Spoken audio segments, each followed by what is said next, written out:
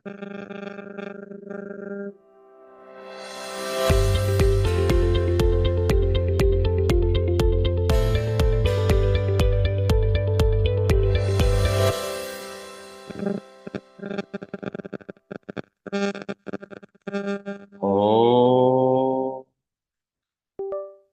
गुरुभ्यो नमः।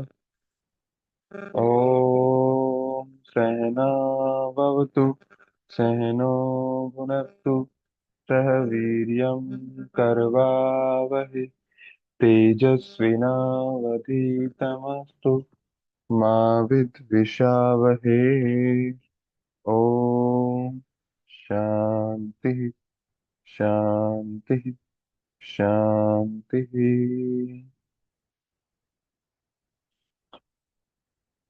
तो पीपल डेवलपमेंट एनवायरनमेंट हम पढ़ रहे थे, जिसमें से जो हमारा मेन टॉपिक आज का रहेगा वो रहेगा एनवायरनमेंट के प्रोटोकॉल्स। ठीक है। और छोटे छोटे दो टॉपिक और आएंगे इसमें, जिसमें पहला आता है बायोमास एंड कार्बन न्यूट्रलिटी। तो क्या समझते हैं आप बायोमास से? हैंड रेज कीजिए जल्दी। बायोमास शब्द से आप क्या समझते हैं? हाँ जी ज्योति। गुरुजी, ये जो अ, मतलब गाय के जो गोबर से बनते हैं गैस, हम्म। बायोमास कहते हैं शायद उसको। मतलब जो भी ये जो नेचुरल प्रोडक्ट्स होते हैं, इसमें लकड़ी भी आ जाती है और ये गाय का गोबर आ जाता है। जो इसको लिविंग गैस जो में भी यूज लिविंग हाँ, जो लिविंग बीइंग की चीजें होती हैं, ऑर्गेनिक मटेरियल होता है, तो वो इसमें आएगा। ठीक है। एनिमल्स का नहीं, प्लांट्स का भी, क्योंकि प्लांट्स भी लिविंग में आते हैं। तो यही है बायोमास। तो biomass is a renewable organic material that comes from plants and animals. तो biomass can be burn directly for heat. तो डायरेक्टली हम इसको बर्न कर सकते हैं हीट के लिए, हीट जनरेट करने के लिए।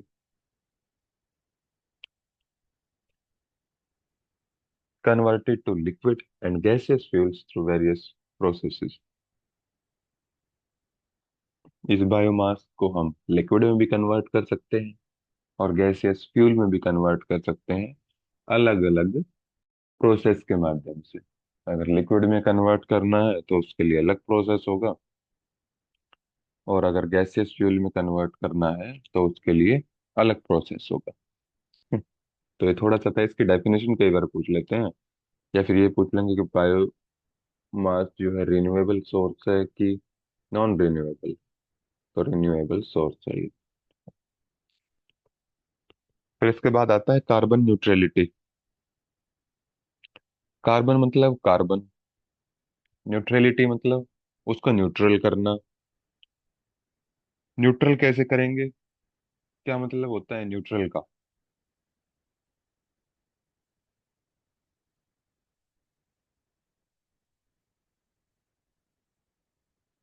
न्यूट्रल होगा मतलब बीच का लेवल एक समान लेवल। ठीक है।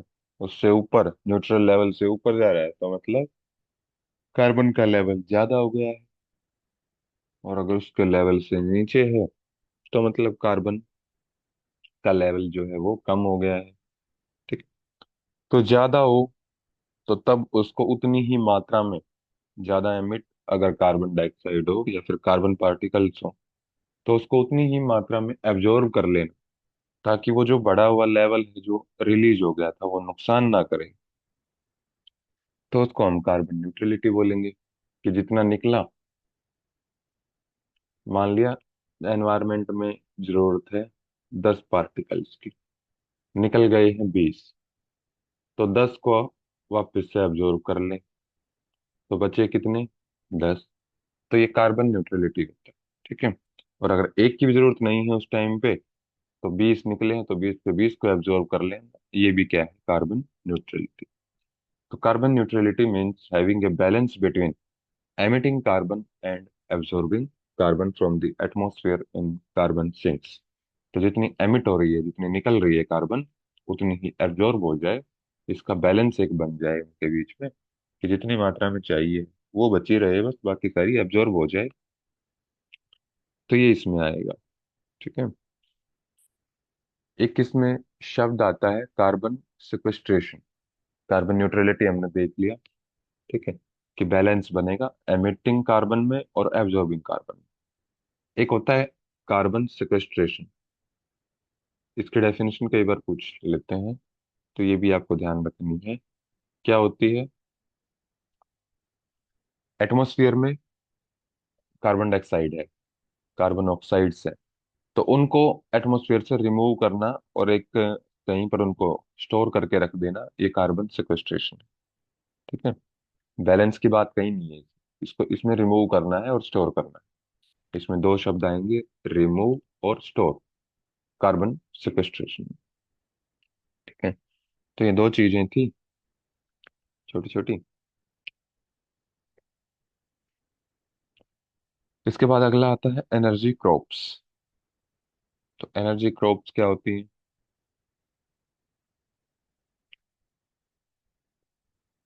कि वो क्रॉप्स जो एनर्जी के लिए पैदा की जाती है। एनर्जी कौन सी? अब फसल है, क्रॉप है, तो यानी कि लिविंग है। ठीक है? ऐसे आप इसकी डेफिनेशन बना सकते हो खुद से, बस थोड़ा सा आपको लिंक करना आना चाहिए चीजों का, कि क्रॉप है तो लिविंग होगी। लिविंग से जो भी हमारा जो एनर्जी आएगी वो बायोमास में बनेगा। बायोमास एक रिन्यूएबल सोर्स है। ठीक है। तो ये वो फसलें जो मतलब खाने के लिए यूज ना करके बायोमास के लिए उगाई जाती हैं, उनको हम एनर्जी क्रॉप बोलते हैं। एनर्जी क्रॉप्स और फास्ट ग्रोइंग, जल्दी जल्दी ग्रो करती हैं ये, low cost and low maintenance crops grown solely for renewable bio energy production. ठीक है, नॉट फॉर फूड, खाने के लिए नहीं। The crops are processed into solid, liquid, and gaseous fuels such as biofuel, biodiesel और बायोगैस।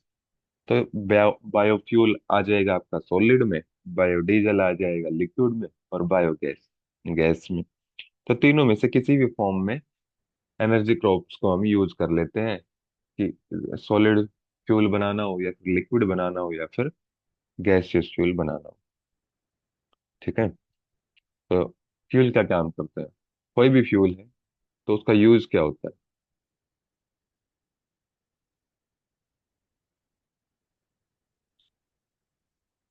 जल्दी बताइए।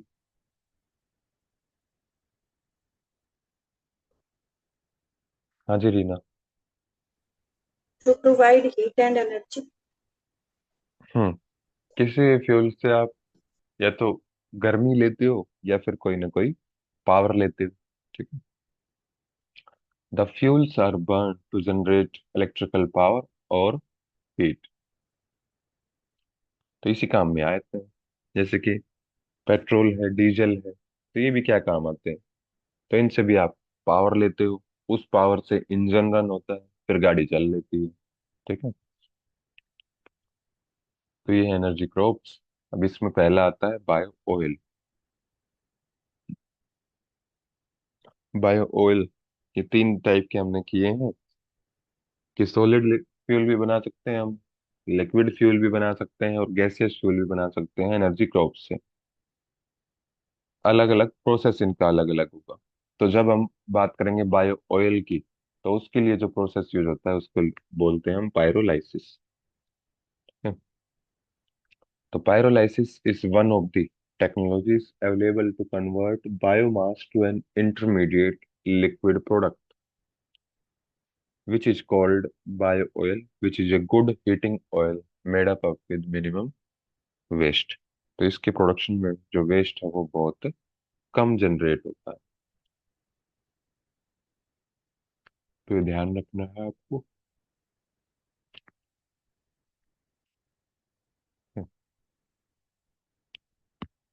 तो pyrolysis is a thermochemical process, not a biochemical process. Thermochemical मतलब इसमें हीट जनरेट होती है, केमिकल रिएक्शंस होती है, बायोकेमिकल नहीं है कि किसी शरीर के अंदर होगी। तो पायरोलाइसिस ये शब्द आपको ध्यान रखना है, इससे बनता क्या है? इससे बायो ऑयल बनता है।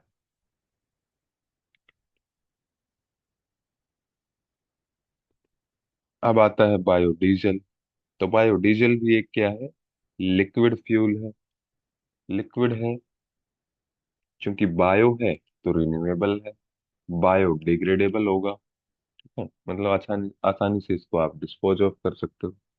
Manufactured domestically from vegetable oils, animal fats और रिसाइकल्ड रेस्टोरेंट ग्रीस। तो जो भी रेस्टोरेंट से कूड़ा कचरा निकलता है, वेजिटेबल ऑयल है, एनिमल फैट्स हैं, ठीक है, ग्रीस होता है। कि रेस्टोरेंट्स में आपने देखा होगा कि ऐसा तो है नहीं, जैसे घर में आप कोई भी तला हुआ खाना बनाते हो, मान लिया, क्या बनता है घर में जिसमें तेल ज्यादा यूज होता है?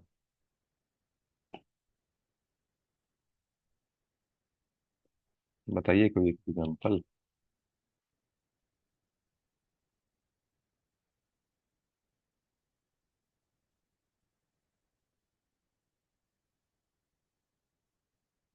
जैसे कि आपने खरीदा होगा, हाँ, पकोड़े खरीदे होंगे आपने, तो पकोड़े वाली शॉप पे जाना आप कभी, तो और वही तेल आप घर पे यूज करना। तो घर पे आप एक या दो बार उसको यूज करोगे और फिर उसको फेंक दोगे। मान लिया रेगुलर आपको कुछ दिन बनाने हैं, तो आप लगभग डेली अपना नया तेल यूज करोगे, पुराने को फेंक दोगे। लेकिन दुकान वाला तो नहीं करेगा ऐसे। अगर उसने डेली नया तेल ले लिया तो उसको बचेगा क्या? तो वो थोड़ा सा जो उसके जो कचरा मिल जाता है उसमें, उसको निकाल देता है, और बाकी फिर उतना ही उसमें आगे से आगे ऐड कर देता है। यानी कि हो सकता है जो पहली बार उसने एक महीने पहले तेल डाला हो, तो उसका भी कुछ अंश आज भी उसके जो कढ़ाई होती है उसमें हो आज भी, इसलिए उसका थोड़ा सा ब्लैकिश कलर आता है। तो रेस्टोरेंट में भी वही चीज होती है कि बार बार उसको यूज करते हैं और वो तेल ग्रीस की तरह हो जाता है, जो वहां से वेस्ट के तौर पर निकलता है। तो इससे ये बायोडीजल बनाया जाता है। अब आता है बायोगैस। तो बायोगैस एक गैसियस फ्यूल है, ये भी अलग प्रोसेस से बनता है, जिसमें कि फूड, एनिमल वेस्ट, ये यूज होगा। कि जैसे कि आपने देखा होगा गोबर गैस प्लांट, उसमें बायोमास ही यूज होता है। एनर्जी क्रॉप्स भी यूज होती हैं, जिसमें फ्यूल बनता है, गैस।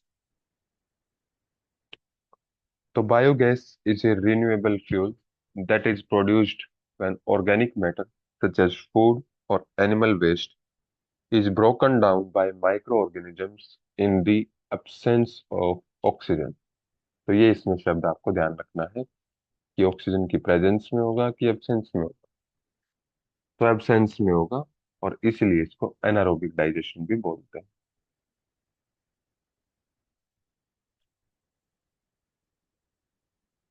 तो सुभाष ने नहीं देखा है, तो शांति कुंज में गोबर गैस प्लांट लगा हुआ है, तो आप अपना देख सकते हो वहां जाके कि क्या क्या चीजें वो डालते हैं उसमें, और कैसे उसमें वो बायोगैस में उसको कन्वर्ट कर लेते हैं। कैलोरीफिक वैल्यू, कैलोरी मान। तो ये इसका मतलब क्या होता है? इसमें आपसे क्वेश्चन क्या पूछेगा कि which of the following gas is measured in calorific value. तो सबसे पहली चीज तो यही ध्यान रखनी है आपकी कि गैस कौन सी इसमें मापी जाती है। तो मीथेन इसमें मापी जाती है। तो the percentage of methane in the gas determines its calorific value, as the other constituents do not contribute to the energy content। जो भी ये बायोगैस बनती है, इसमें जो मेन सबसे मेन गैस होती है वो होती है मीथेन। ठीक है, मीथेन ही वहां पर बनती है एनारोबिक डाइजेशन से। और वही इसके कैलोरीफिक वैल्यू को डिसाइड करती है, जो भी ओवरऑल जो गैस बनती है, क्योंकि छोटी मोटी गैसें और भी ऐड हो जाती हैं उसमें, लेकिन मेन रहेगी इसमें मीथेन। तो यही इसमें आपको ध्यान रखना। The methane content of biogas is appreciably high at 60%। तो लगभग 60% अकेली मीथेन होती है, बाकी छोटी मोटी जो भी है उनकी परसेंटेज बहुत कम होती है। ठीक है, तो ये आपका जो बायोमास का कंसेप्ट था वो यहाँ पर कंप्लीट होता है। अगर किसी को डाउट है तो फटाफट से एड्रेस कर लो, नहीं तो आगे चलते हैं।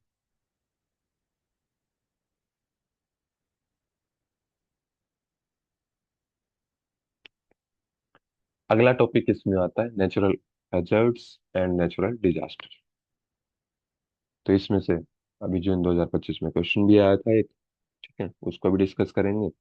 तो सबसे पहले बात आती है कि नेचुरल हैजर्ड्स क्या होते हैं और नेचुरल डिजास्टर क्या होते हैं, क्या ये दोनों चीजें एक हैं या फिर अलग अलग। तो अलग अलग लिखे हैं तो अलग अलग ही होंगे, सिंपल आंसर तो ये है। लेकिन अलग अलग होता क्या है, इसमें डिफरेंस क्या है। तो नेचुरल डिजास्टर जो, डिजास्टर यानी कि आपदा, कोई आपदा होगी बड़े स्केल पर और ज्यादा नुकसानदायक होगी। नेचुरल हैजर्ड्स होते हैं कि एक तरह से प्री स्टेज आप मान सकते हो नेचुरल डिजास्टर की, कि छोटा रूप होगा तो उसको नेचुरल हैजर्ड बोल देंगे। और अगर बड़ा रूप होगा, अगर यही बड़े रूप में कन्वर्ट हो जाता है, कि जैसे कि मान लिया जो भी भूकंप आता है, भूकंप आया, बस थोड़ी सी धरती हिली, आपकी नींद खुल गई, किसी की जान माल की कोई नुकसान उसमें नहीं हुआ, तो आप इसको हैजर्ड में ले सकते हो। लेकिन वो भूकंप ऐसा था कि उसने बिल्डिंगों को गिरा दिया, उस बिल्डिंग में लोग मर गए, तो फिर वो नेचुरल डिजास्टर में करना। ठीक है, तो ये इन दोनों में बेसिक सा डिफरेंस है। एक छोटा स्केल पे बात होती है नेचुरल हैजर्ड की, बड़े स्केल पे जब बात होती है तो उसको नेचुरल डिजास्टर को। तो natural hazards can subsequently lead to natural disaster. तो पहली स्टेज नेचुरल हैजर्ड होगी, उसके बाद नेचुरल डिजास्टर में वो लीड करेगा। A natural hazard is considered a natural disaster when it has exceeded a certain threshold। ठीक है, कि जैसे मान लिया थ्रेशोल्ड होता है कि ये लेवल, कि जैसे कि बीपी का आपका थ्रेशोल्ड होता है कि 140/90 से अगर एक पॉइंट भी ऊपर चला जाता है तो उसको हाई बीपी बोलोगे, इससे नीचे या फिर इतना रहता है तो उसको नॉर्मल बीपी आप बोलोगे। तो ये थ्रेशोल्ड सेट किया हुआ है। ठीक है, तो ऐसे ही किसी नेचुरल डिजास्टर का थ्रेशोल्ड होता है, कोई एक वैल्यू होती है उसकी, कि मान लिया जब तक ये 10 लोगों को ना मार ले तब तक आप इसको डिजास्टर नहीं बोलोगे। ठीक है, 9 लोगों को भी मार रहा है तो ये हैजार्ड में ही रहेगा। ठीक है, तो ऐसे एक थ्रेशोल्ड होता है उनका अपना। तो जब तक उससे नीचे है तो वो नेचुरल हैजार्ड है, और जब उससे एक्सीड करेगा, उससे ज्यादा लेवल हो जाएगा, तो उसको नेचुरल डिजास्टर बोलेंगे। When it has caused significant damage to society or a community and the community can no longer cope with its resources। कि जो भी उसके पास संसाधन मौजूद है उनके साथ वो लड़ नहीं सकती नेचुरल डिजास्टर के साथ, या फिर उसको उससे पार पाने में सक्षम नहीं है कम्युनिटी, तो उसको नेचुरल डिजास्टर बोलेंगे। क्या क्या होते हैं इसके टाइप, कितने टाइप के नेचुरल हैजर्ड्स होंगे। तो पहला आएगा इसमें जियो फिजिकल हैजर्ड्स। इसमें आपका आ जाएंगे जियो, मतलब लैंड से संबंधित है, भूमि से।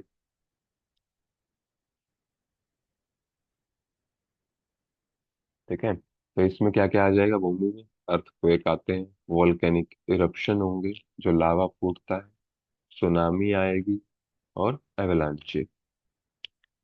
फिर आ जाएंगे हाइड्रोलॉजिकल में, यानी कि जो पानी से संबंधित है, तो बाढ़ आती है, फ्लड्स आती है। मीटेरोलॉजिकल, जो भी किससे संबंधित है,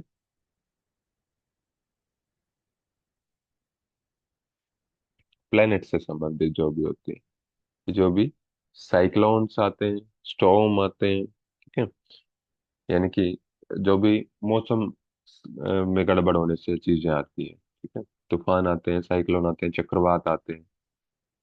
क्लाइमेटोलॉजिकल,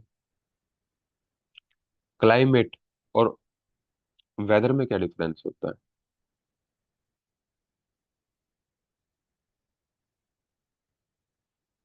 अगर कोई आपसे पूछ ले। हाँ जी, कैसे? सर वेदर तो सर डेली डेली बेस पे चेंज होता रहता है। क्लाइमेट सर एक फिक्स होता है, जैसे हमारे भारत का उष्ण कटिबंध है, वो एक फिक्स रहता है। ठीक है, बिल्कुल सही है। ठीक है, तो वेदर हम डेली का, हर घंटे का चेंज कर सकते हैं, मतलब चेंज कर सकते हैं क्या, चेंज होता ही है। ठीक है, लेकिन क्लाइमेट एक फिक्स चीज है। तो इस क्लाइमेट से संबंधित क्या क्या नुकसान हो सकते हैं, खतरे हो सकते हैं? ड्रॉट और वाइल्ड फायर, सूखा पड़ जाए कहीं पे या फिर जंगलों में आग लग जाए, तो ये क्लाइमेट की वजह से होगा। बायोलॉजिकल, इसमें कोई पेंडेमिक आ जाए, कोई वायरस या फिर बैक्टीरियल अटैक हो जाए किसी कंट्री का, तो वैसे ही हो जाए एक्सपोजर। तो 5 टाइप आपके आए। अब जो इस पर क्वेश्चन आया था, वो आया था, क्या आया था, पहले तो आप ही बताओ।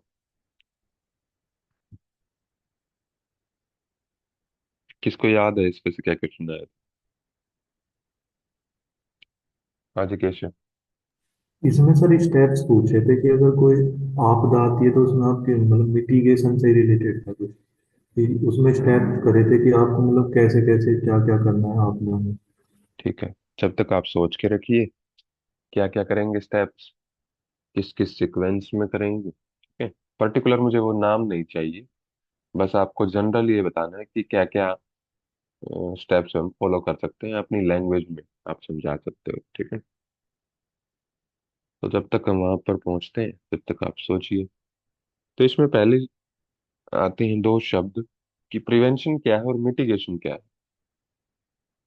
प्रिवेंशन, तो इसमें पहले ही लिखा हुआ है क्या, प्री प्लस वेंशन। प्री मतलब पहले, किससे पहले, आपदा से पहले। और वेंशन मतलब जो भी उपाय किए जाते हैं। तो आपदा आने से पहले जो भी उपाय किए जाएंगे आपदा से बचने के लिए, तो उनको हम प्रिवेंशन बोलेंगे। और मिटिगेशन क्या होगा, मिटिगेशन हो जाएगा कि मान लिया कोई डिजास्टर हो गया है, तो उससे आप नुकसान को कितना कम कर सकते हो, तो ये हो जाएगा मिटिगेशन। ठीक है, तो prevention is to ensure that human actions और natural phenomena do not result in disaster और इमरजेंसी। मतलब जो भी हम एक्टिविटीज करते हैं या फिर जो भी प्रकृति अपनी क्रियाएं करती है, तो उनसे कोई डिजास्टर ना आ जाए, तो उसके लिए हम प्रिवेंशन करेंगे।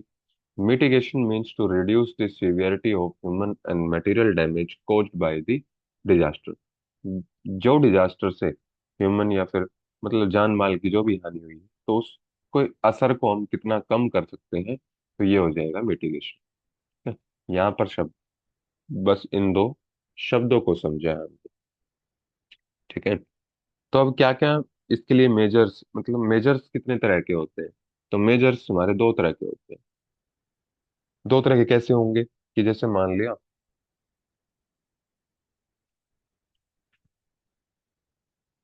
समुद्र है कोई, ठीक है, और यहाँ घर बने हुए, तो समुद्र में पता है कि इसमें सुनामी आ सकती है। ठीक है, तो अब इसके लिए आप क्या क्या प्लान करोगे, इस सुनामी से इन घरों को कैसे बचाया जाए? जल्दी से एनरेज करो। हाँ जी, केशव। सर यहाँ पे नेचुरली कंक्रीट की सर दीवार सुरक्षा के लिए लगा सकते हैं। दीवार बना दी, और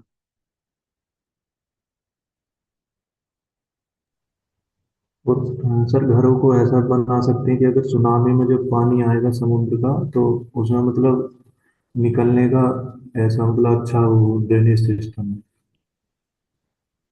ठीक है, इनकी स्ट्रक्चर को थोड़ा सा मॉडिफाई कर सकते हैं। और क्या कर सकते हैं?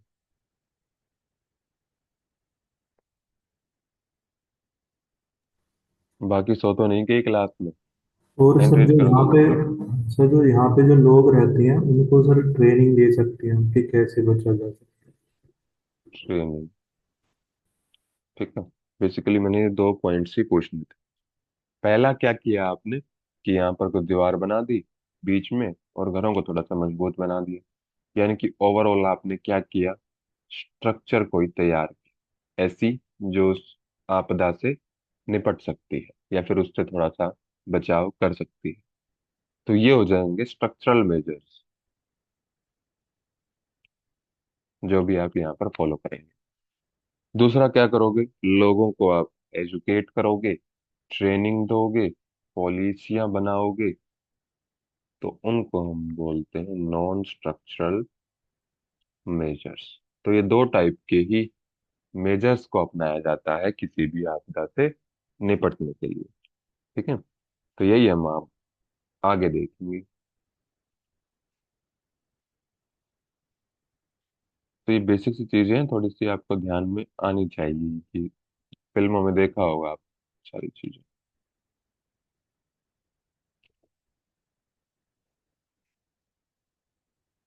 एंजॉयमेंट के लिए देखते हो बस, सीखने के लिए कुछ नहीं देखते।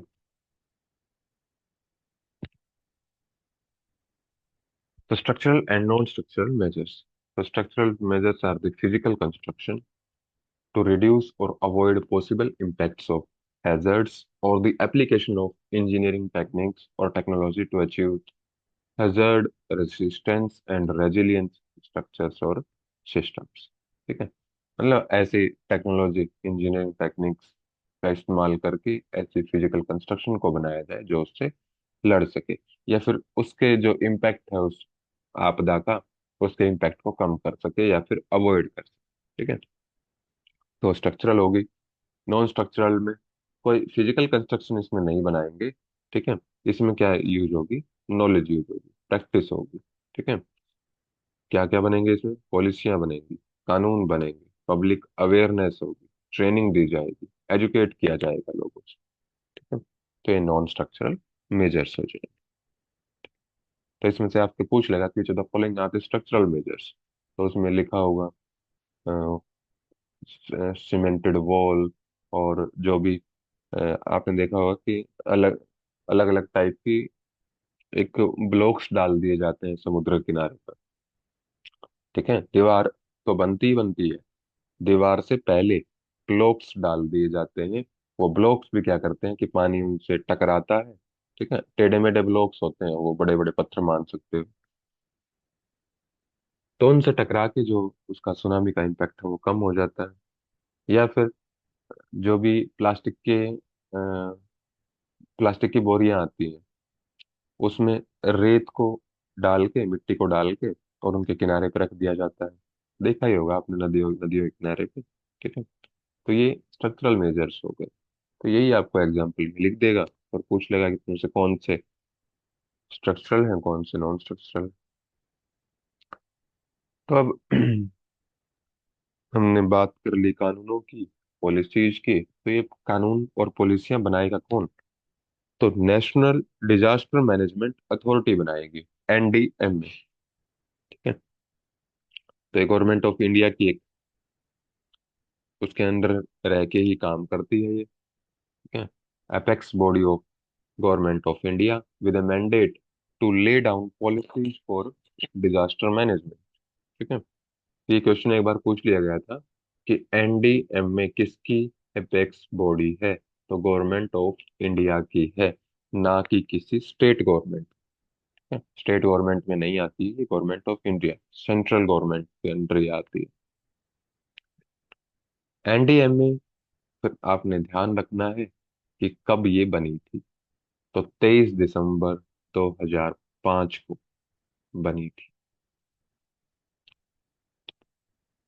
It works under the aegis of ministry of home affairs. तो होम मिनिस्ट्री, गृह मंत्रालय के अंदर ये आती है। गवर्नमेंट ऑफ इंडिया की एक सब्सिडरी है MHA ministry of home affairs और मिनिस्ट्री ऑफ होम अफेयर्स के अंदर NDM। ठीक है, तो ये दोनों क्वेश्चन पूछे गए हैं अभी तक। डेट अभी तक नहीं पूछी गई है कि ये एस्टेब्लिश कब हुआ था। ठीक है, बाकी गवर्नमेंट ऑफ इंडिया और मिनिस्ट्री ऑफ होम अफेयर्स ये दोनों क्वेश्चन पूछे जा चुके हैं।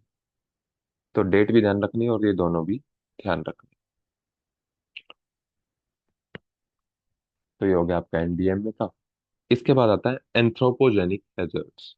एंथ्रोपोजेनिक क्या मतलब होता है, इस शब्द का मीनिंग बताइए बस। हाँ जी केशव। जो मानव जनित आपदाएं होती हैं। मानव जनित, यानी कि इंसान जो काम करते हैं तो उनसे जो आपदाएं आ जाती है। Hazards caused by human action और इनएक्शन।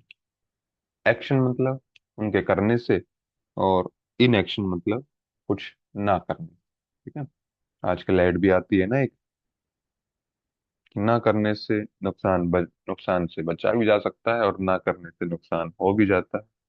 ठीक है,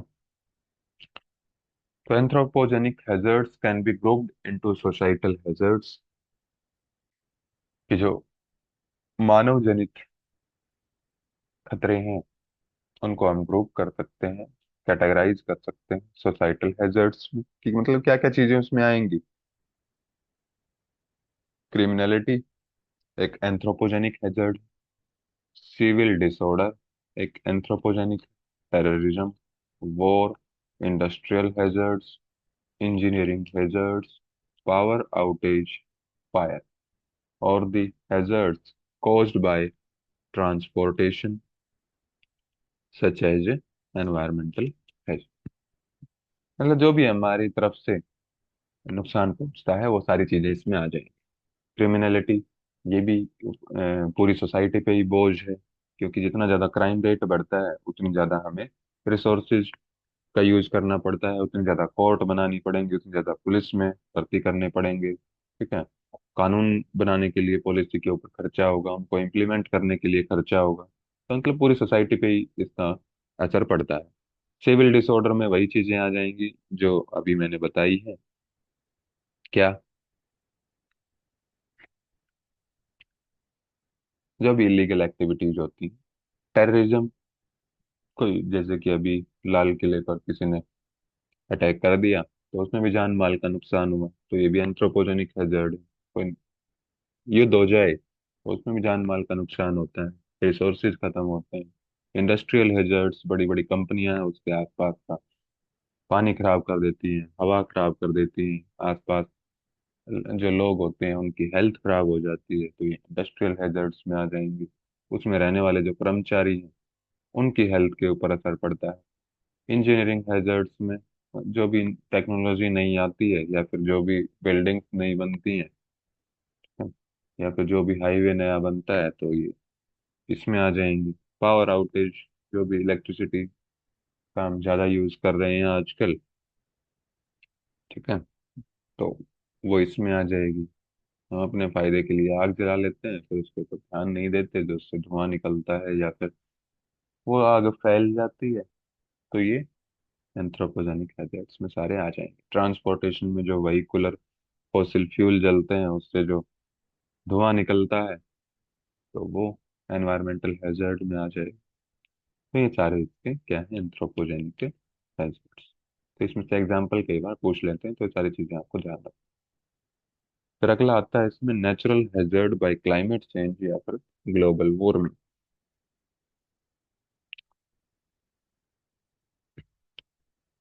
तो it is hydro meteorological and climatological disaster rather than geophysical one that are on the rise।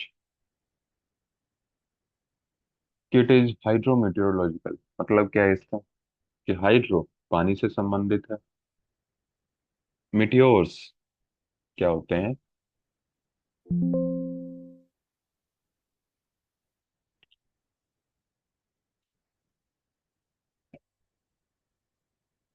क्या होते हैं मिटियोर्स।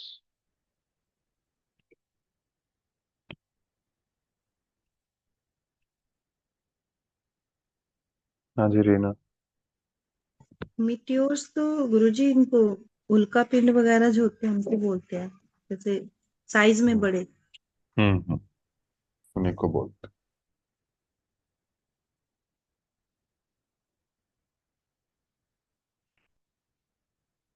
ठीक है जी।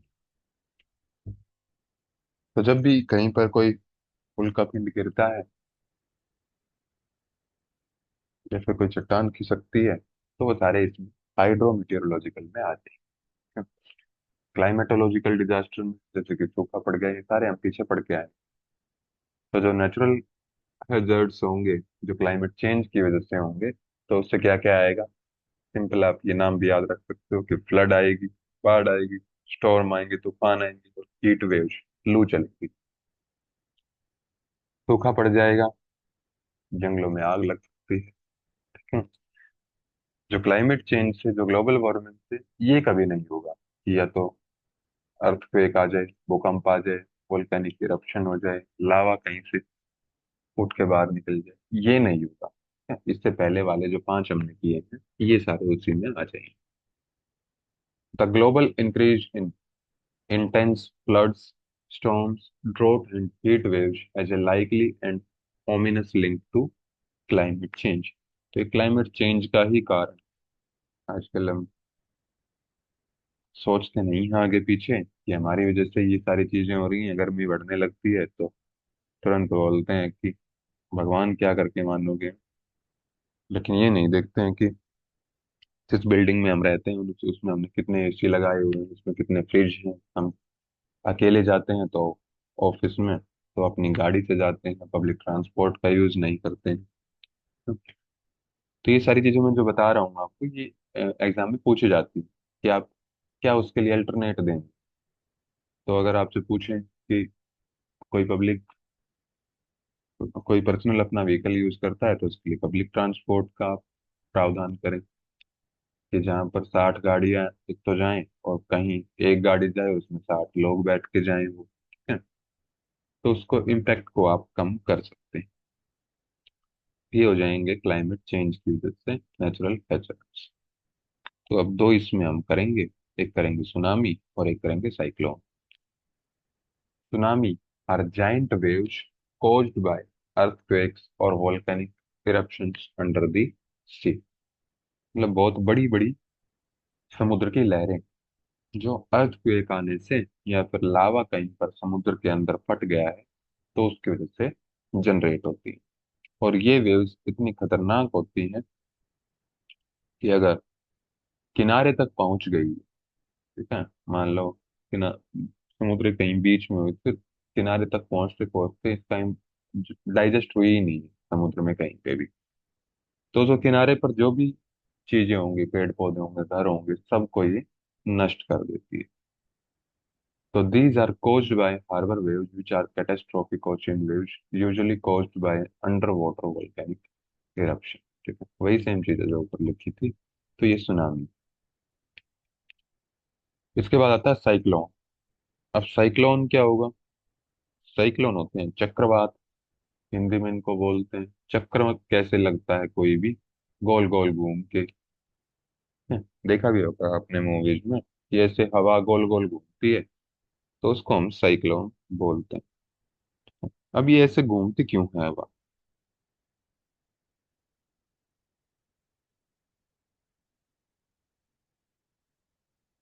कारण क्या होता है इसके घूमने का। कुछ तो सोचा ही होगा अपने पास से, देखे होंगे जब ये कि ऐसे क्यों हो रहा है। हाँ जी सुभाष। एटमॉस्फेयर में टेम्परेचर के वेरिएशन।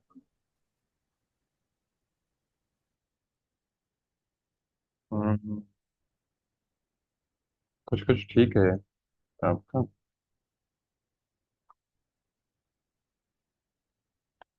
एटमॉस्फेयर में भी जब हम बात करते हैं तो स्पेशली जो समुद्र का टेम्परेचर है वो इंक्रीज होता है। ठीक है? तो जब टेम्परेचर इंक्रीज होगा तो प्रेशर इंक्रीज होगा कि डिक्रीज होगा।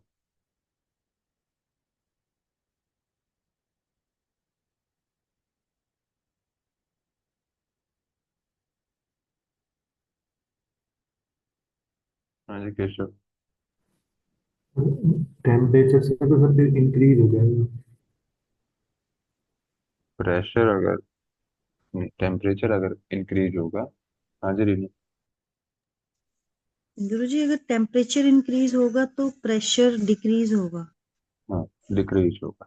ठीक है, क्योंकि टेम्परेचर इंक्रीज होने की वजह से क्या हुआ, जो गैसेस थी, जो हवाएं थी, वो ऊपर की तरफ चली जाती है, लाइट हो जाती है। और जब कोई भी चीज हल्की हो जाएगी गर्म होने से, तो उसका प्रेशर जो है वो डिक्रीज हो जाएगा।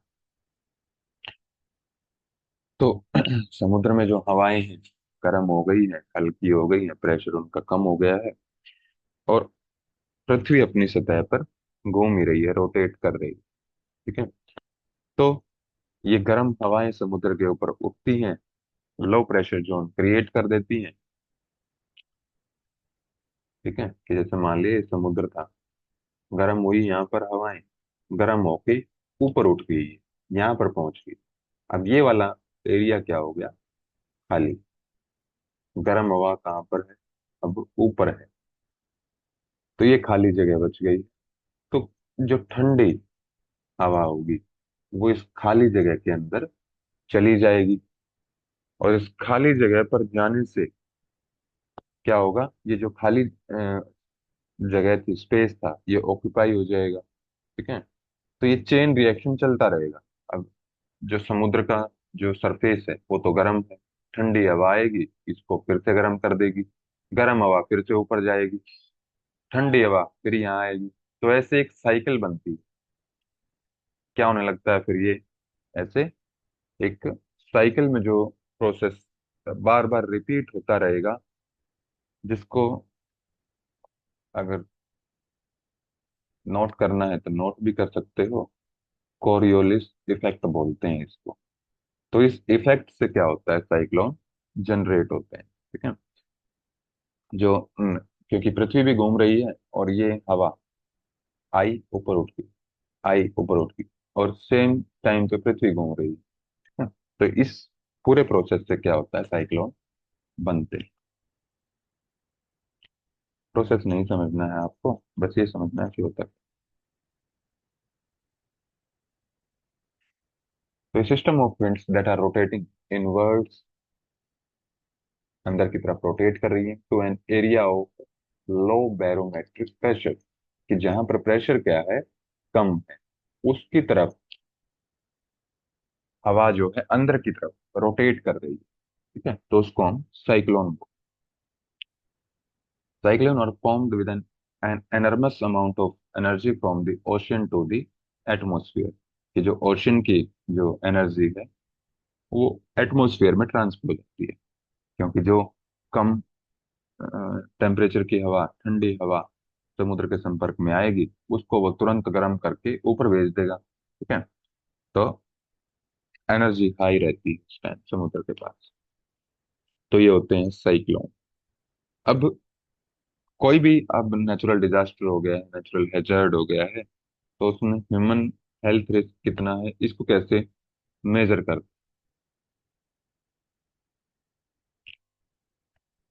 और कोई भी डिजास्टर हो जाए तो उसको आप कैसे स्टेप बाय स्टेप उसको कंट्रोल करेंगे, या फिर उसको कैसे मैनेज करेंगे, मैनेजमेंट कैसे होगी।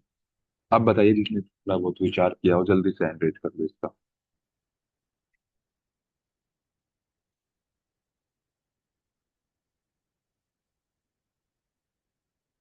कोई विचार नहीं आया किसी के अंदर।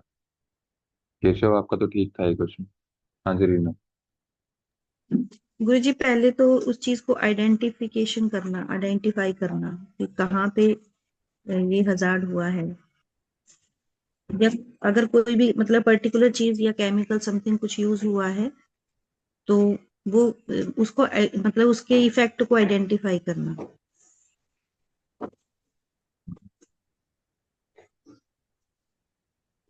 वो एजुकेशन का जो पार्ट है वो प्रिवेंशन में जाता है। ठीक है, कोई भी डिजास्टर हो गई है तो उस टाइम पे हम आइडेंटिफिकेशन वाले प्रोसेस पे नहीं जाते हैं। सबसे पहले कि कैसे इसको मिनिमाइज हम कर सकते हैं, जो इससे डैमेज कंटिन्यूअस चल ही रहा है डैमेज, या फिर हो गया है, तो उस टाइम पे हम क्या इसमें क्या इसकी मैनेजमेंट करेंगे। हाँ जी केशव। सर ये बताता मैं सर, एक मिटिगेशन और फिर सर रिकवरी के लिए कि रिकवरी हम कैसे कर सकते हैं। ठीक है। तो ये इसका एक चार्ट है, इसको भी देख सकते हो। ठीक है। और समझ में तब आएगा जब हम ये पढ़ लें। पहला स्टेप इसमें होता है प्रिवेंशन, कि आप जो एरिया अफेक्ट नहीं है तो उसको प्रिवेंट कैसे कर सकते हैं, या पर जहां तक या फिर हुआ नहीं है अभी डिजास्टर, ये लग रहा है कि होने ही वाला है, तो उसको क्या रोका जा सकता है। नहीं रोका जा सकता तो फिर हम अगले स्टेप के ऊपर जाते हैं। पहला आएगा प्रिवेंशन। इसमें क्या होगा, प्रोएक्टिव मेजर्स लिए जाएंगे टू अवॉइड डिजास्टर और रिड्यूस देयर इम्पैक्ट। डिजास्टर को अवॉइड करने के लिए भी प्रिवेंशन, और अगर डिजास्टर हो गया है तो जो जितने एरिया में हुआ है उससे ज्यादा एरिया में वो ना फैल जाए, तो वहां पर भी प्रिवेंशन उसकी कर सकते हैं। तो पहली चीज हो गई, it involves identify potential hazards and implementing safeguards. कि मतलब पोटेंशियल जो हैजर्ड्स, मतलब कि जैसे कि मान लिया कहीं पर आग लगी, और किसी के घर में रखे हैं पेट्रोल की कैन, फ्यूल के कुछ कैन रखे हैं जो फट सकते हैं अगर आग उनके घर तक पहुंच गई तो ऐसे टाइप ऑफ जो डिजास्टर है उसके अकॉर्डिंग ये पहले से ही ध्यान रखना कि क्या चीज और नुकसान पहुंचा सकती है और वो आसपास मौजूद ना हो। ठीक है, तो उसकी सेफ्टी भी इंश्योर करना।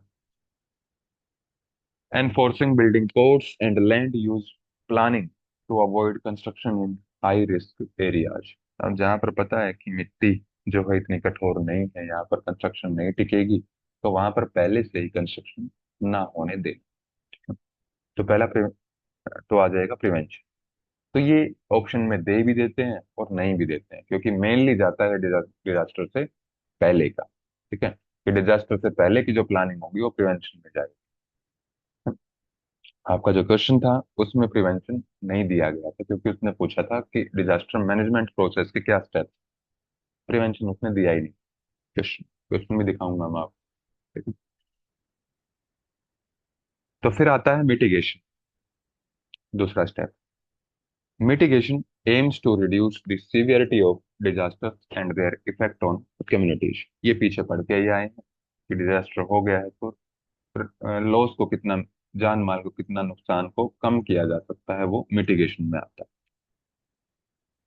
तीसरा आता है प्रिपेयर्डनेस, कि प्रिपेयर किया जाएगा।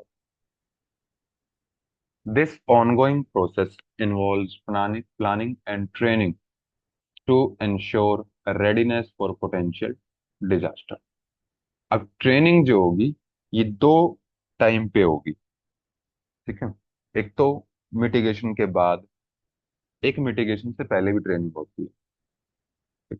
वो कौन सी ट्रेनिंग होगी, कि जैसे मान लिया किसी एक ऐसे इलाके में कोई भी डिजास्टर हो गया है, बाढ़ आ गई है या फिर कोई भूकंप आ गया है जिससे काफी सारा हो गया है। नॉर्मली तो वहाँ के ऐसे लोगों की या फिर ऐसे समुदाय की या फिर ऐसे एरिया की ट्रेनिंग पहले ही हो जाती, जहाँ पे भी ये चांसेस लगते हैं। कि जैसे मान लिया जो नदी के सबसे पास वाले इलाके होंगे, तो उनकी टाइम टू टाइम जो है अवेयरनेस के लिए ट्रेनिंग चल जाती है कि अगर बाढ़ आ जाए तो आपको कैसे बचाव करना है अपना और अपने आसपास के लोगों का। ठीक है, और अगर नहीं भी हो, मान लिया नई नई नदी निकाली थी कहीं से, वहां घर थे आसपास में और उसमें नई नई में ही बाढ़ आ गई, तो अब लोगों को नहीं पता है कि उस टाइम पे करना क्या है, उनकी ट्रेनिंग नहीं।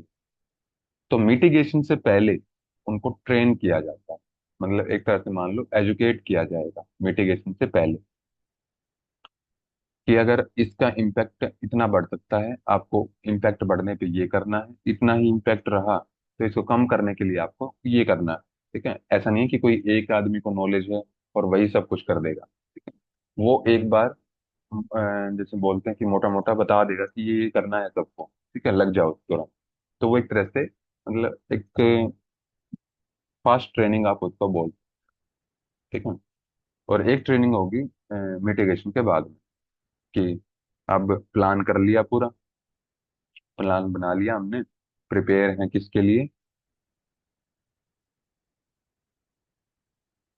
रिस्पॉन्स देने के लिए, कि जो भी नेचर ने या फिर एंथ्रोपोजेनिक जो भी हैजर्ड आया है, तो उससे रिस्पॉन्स देने के लिए अब हम प्रिपेयर। ठीक है, तो उसके लिए प्लान बनाया जाए। It includes developing emergency response plan, conducting drills. Drills मतलब जैसे कि अभी ड्रिल हुई थी, जब पाकिस्तान के साथ थोड़ी सी टेंशन चल रही थी, तो एक मॉक ड्रिल की गई थी एक दिन, याद है किसी को?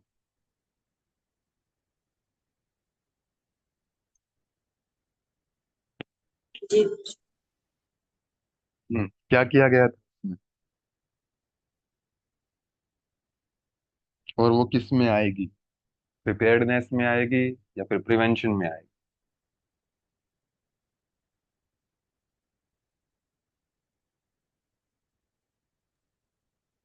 ये तो गुरुजी जो ड्रिल्स वगैरह हैं वो तो प्रिपेयर्डनेस में आएंगी ना। प्रिपेयर्डनेस में आएगी। Educating the community about risk and safety measures. Preparedness ensure that individuals or organization know how to respond effectively when a disaster occurs। तो उसके लिए प्रॉपर गाइडलाइन आई थी अभी जो ड्रिल हुआ था।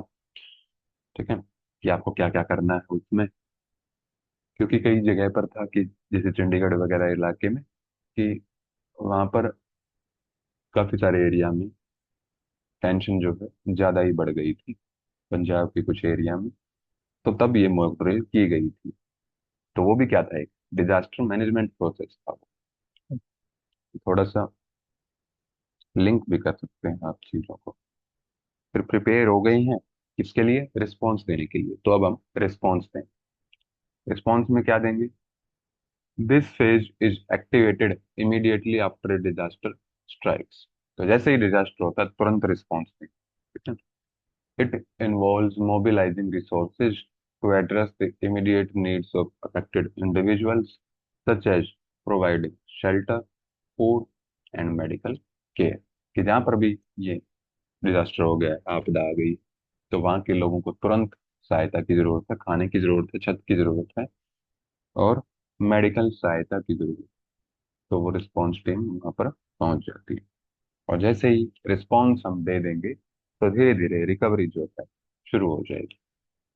Recovery focus on restoring the affected community to its pre disaster state और better.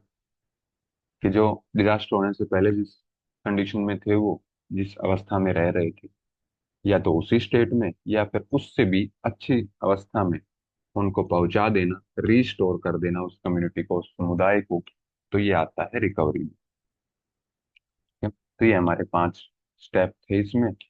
This phase includes rebuilding infrastructure. अगर किसी का घर गिर गया है, जैसे कि अभी हुआ था, बाढ़ आई थी, तो कि किसी ने उस गांव को गोद ले लिया, किसी ने घर बनाने को बोल दिया कि इतने घर बनवाऊंगा मैं। तो rebuilding infrastructure, providing financial assistant. तो जो आसपास के राज्य थे या फिर पूरे देश से ही जहाँ पर भी बाढ़ से ग्रसित जो लोग थे, तो उनके लिए फाइनेंशियल मदद पहुंच गई थी, आर्थिक मदद पहुंच गई थी। Implementing long term recovery plans. तो वो उनका काम है, सरकार का काम है वहाँ, कि जो लंबे टाइम तक वो रिकवरी चलती रहे। ऐसा ना हो कि एक वन टाइम प्रोसेस, क्योंकि एक बार में ना किसी का घर बनेगा, ठीक है, और ना किसी का खाने का प्रबंध होगा एक बार में। क्योंकि जो पानी वहां पर की मान लिया खेतों में चला गया, तो किसान है, तो खेतों में सूखने में टाइम लगेगा। मान लिया उस टाइम पे समय ऐसा था कि इसमें पानी चाहिए ही नहीं, या फिर कम पानी चाहिए खेती में। ठीक है, तो ये लॉन्ग टर्म रिकवरी प्लान बनाए जाए और उनको इम्प्लीमेंट किया जाए। तो ये थी इसकी की स्टेजेस। अब उस जो पीछे डायग्राम था वो आप देख सकते हो उसमें। ठीक है, नोट्स में अपना देख लेंगे। Recovery efforts aims to address the physical, social and economic impacts of the disaster. कि फिजिकली उसने कितना नुकसान पहुंचाया है उस आपदा ने, सोशली कितना पहुंचाया है, और आर्थिक रूप से कितना पहुंचाया है। तो अब नुकसान कितना पहुंचाया है, ह्यूमन हेल्थ को, तो उसके रिस्क असेसमेंट कैसे करेंगे? पहले तो हैजर्ड या फिर एक्सपोजर को आइडेंटिफाई किया जाएगा। ये वो है जो रीना ने बताया था कि पहले हम उसको आइडेंटिफाई करें। ठीक है, कि कौन सा केमिकल है जो स्वास्थ्य को बिगाड़, आइडेंटिफाई कर लिया। आइडेंटिफाई करने के बाद डोज रिस्पॉन्स रिलेशनशिप देखेंगे। ठीक है, कि मतलब कितनी मात्रा में वो डोज दी गई है उस केमिकल की, डोज रिसीव कितनी है, और उससे कितना प्रभाव पड़ गया है। ठीक है, फिर एक्सपोजर कितनी देर के लिए हुआ है, कितनी मात्रा में एक्सपोजर हुआ है, तो ये एक्सपोजर असेसमेंट की जाएगी। ठीक है, ये सीक्वेंस में स्टेप्स आपको चार याद रखने। फिर रिस्क को कैटेगराइज किया जाएगा कि ये सीवियर है, माइल्ड है, कि मॉडरेट। तो कौन से टाइप की, मतलब ज्यादा खतरनाक है, मध्यम है, या फिर थोड़ा सा निम्न कैटेगरी का हैजर्ड है। तो इसको अब कैटेगराइज किया जाएगा, कैरेक्टराइज किया जाएगा। तो ये चार के चार स्टेप को आपको सीक्वेंस में याद करना है। स्टेप्स डिजास्टर मैनेजमेंट के जून 2025 में पूछ लिए गए थे, तो अब हो सकता है कि ह्यूमन हेल्थ रिस्क असेसमेंट के स्टेप्स आपसे पूछ ले। तो यही सेम चीज है और कुछ भी नहीं है। अब आपका वो क्वेश्चन आता है फॉर डिजास्टर मैनेजमेंट, ये लेटेस्ट क्वेश्चन है आपका, following processes must be adopted. अगर कोई डाउट है यहाँ तक तो पहले हैंड रेज कर लो, उसके बाद ये क्वेश्चन के ऑप्शन देखेंगे।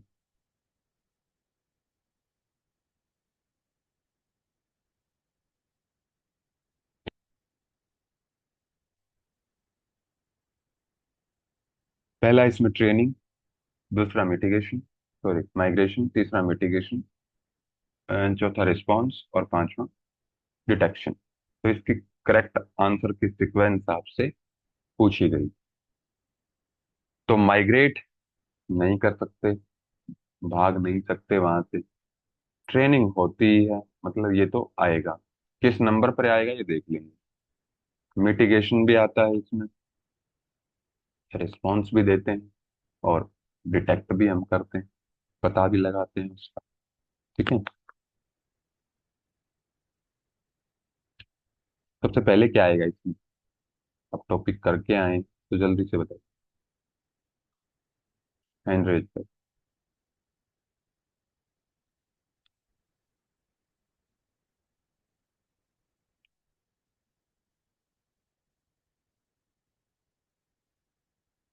हाँ जी केशव। सर सबसे पहले ट्रेनिंग आएगा। सबसे पहले ट्रेनिंग आएगा, उसके बाद फिर सर मिटिगेशन आएगा। फिर मिटिगेशन आएगा, फिर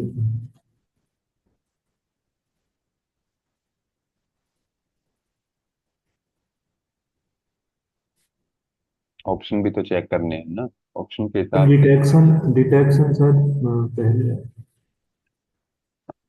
ऑप्शन के हिसाब से आपको बेस्ट आंसर चूज करना होता है जब भी हम क्वेश्चन की बात करते हैं।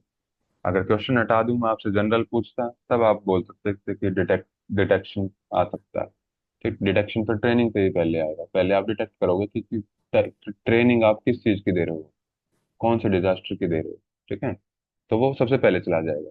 लेकिन क्वेश्चन में ऐसा कुछ ऑप्शन नहीं है आपके पास, तो उसके हिसाब से आपको बेस्ट आंसर फिर देखना है। तो 3 नंबर पर रिस्पॉन्स और 4 नंबर पर डिटेक्शन। मेन है मिटिगेशन, या तो पहले नंबर पर आएगा या दूसरे नंबर पर आएगा, सबसे मेन यही। ठीक है, अगर मिटिगेशन से पहले वाली ट्रेनिंग की बात कर रहा है तो ट्रेनिंग इसने पहले नंबर पर ले ली, और मिटिगेशन दूसरे नंबर पर आ गई। ठीक है, माइग्रेशन तो और सबसे लास्ट में होगा, कि मान लिया वो एरिया उस कंडीशन में पहुंच गया है कि अब रिकवरी पॉसिबल नहीं। तो रिकवरी पॉसिबल नहीं है तो वहां से लोगों को हटाया जाएगा, माइग्रेट किया जाएगा। ठीक है? तो डी ऑप्शन इसमें आपका करेक्ट था। तो ये आपका